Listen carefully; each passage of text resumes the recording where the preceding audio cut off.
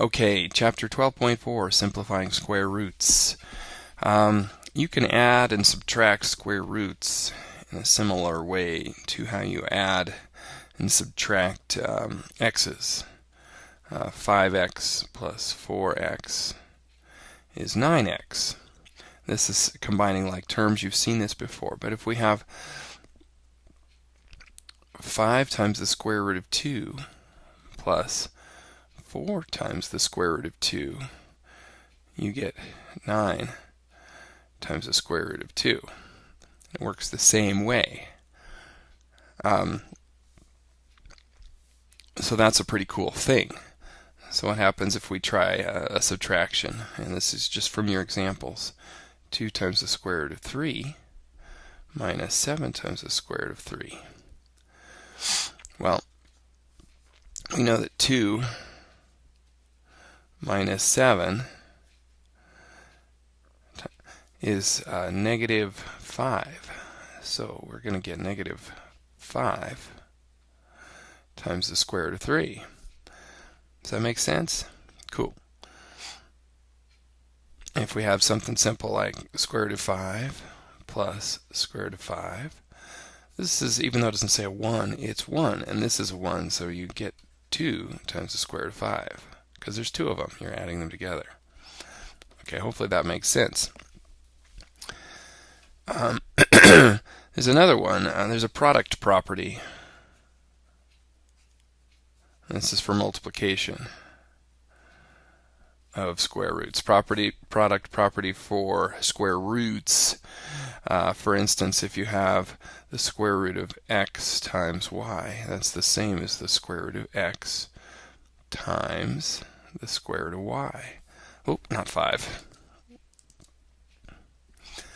And this looks similar to if we go ahead and say something like, what if I had the square root of 12? The square root of 12 is the same as the square root of 3 times 4. This is kind of like our x and our y, our 3 times 4. So that's the same as the square root of 3 times the square root of 4. And because the square root of 4 is 2, that's the same thing as square root of 3 times 2, which should be written 2 times the square root of 3.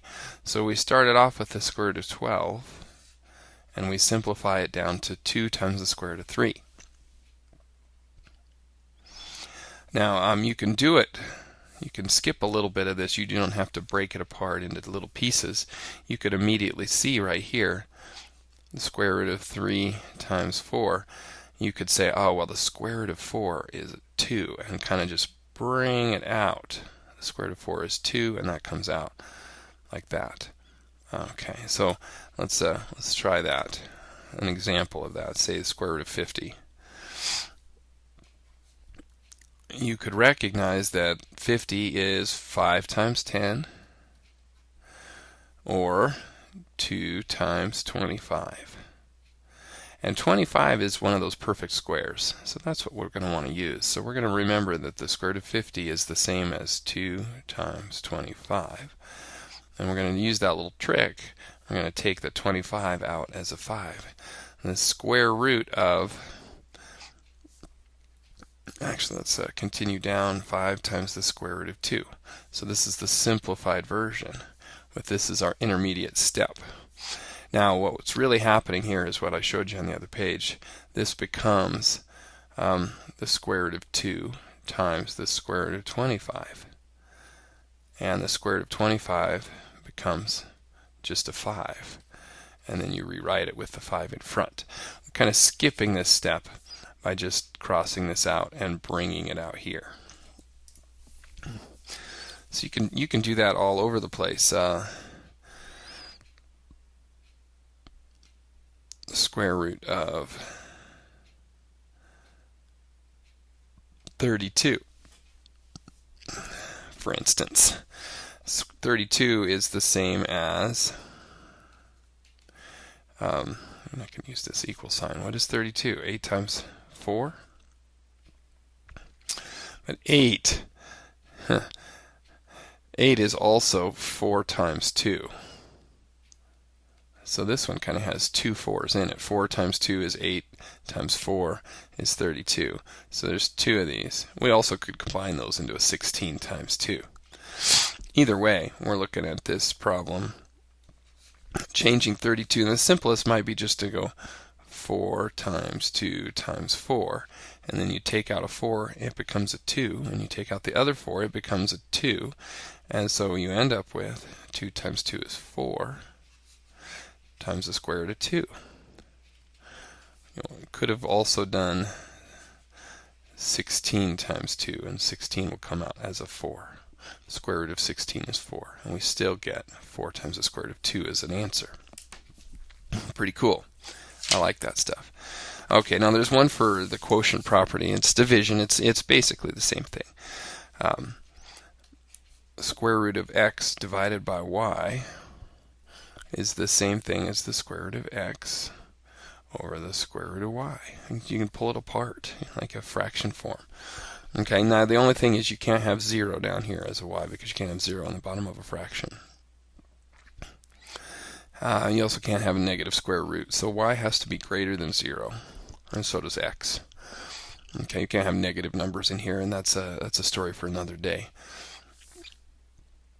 So if we have a square root of 11/16, that could be the same thing as the square root of 11 over the square root of 16, and since the square root of 16 is 4, we end up with the square root, ooh, that was kind of an ugly one, square root of 11 over 4. And that's as far as we can simplify that one.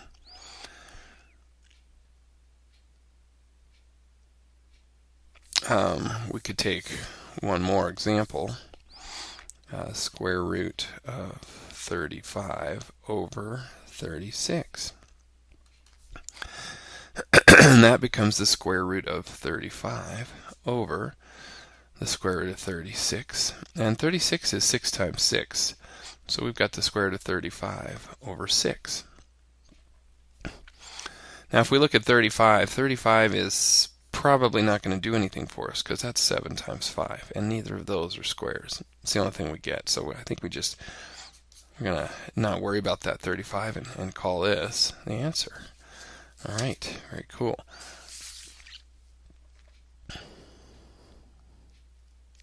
I guess there's only one little tiny thing I should show you.